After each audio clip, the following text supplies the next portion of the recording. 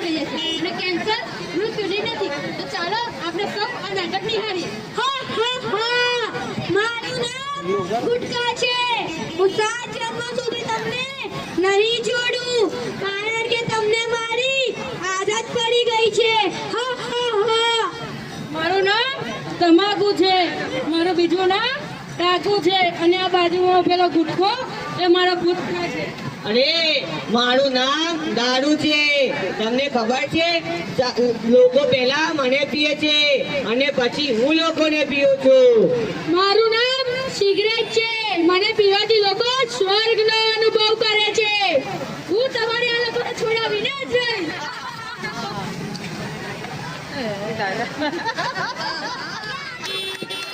લે મારા વીરા લે. અરે જુઓ તમારા છોડાને શું થયું? અરે રે, મેં તને કેટલી વાર કહ્યું, તારું જીવનની બરબાદી છે, બરબાદી. ચાલો ડોક્ટર પાસે જઈએ. ડોક્ટર સાહેબ, હું આના દારૂના નશાથી કંટાળી ગયો છું. તમે એવી દવા આપો કે આનો દારૂનો નશો છૂટી જાય. શાંતિ રાખો, શાંતિ રાખો. પહેલા રિપોર્ટ કરાવી આવો, પછી મારી પાસે આવો. હવે તે લોકો રિપોર્ટ કરાવવા જાય છે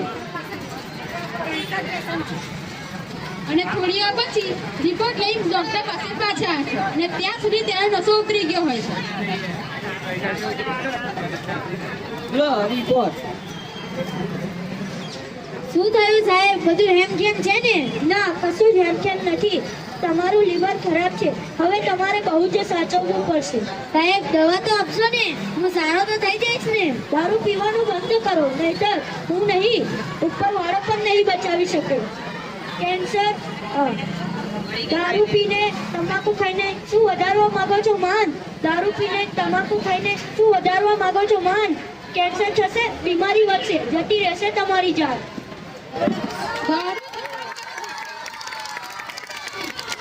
દારૂ તમાકુ ગુટખાનું સેવન ના કરો. તેને કેટલાય ઘણા બરબાદ કર્યા છે. અમે તો આજથી પ્રતિજ્ઞા લઈએ છીએ કે અમે આજથી દારૂ